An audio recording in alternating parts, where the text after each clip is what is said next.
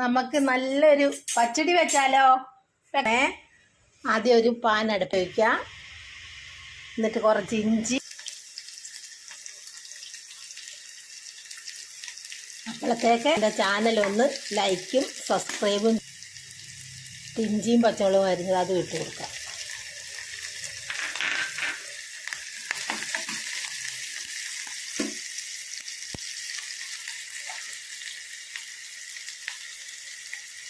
ഒന്ന് വാടുമ്പോഴത്തേക്ക് കുറച്ച് കരിവേപ്പില ഇട്ട് കൊടുക്കാം. എല്ലാം കൂടെ ഒന്ന് വാടണം.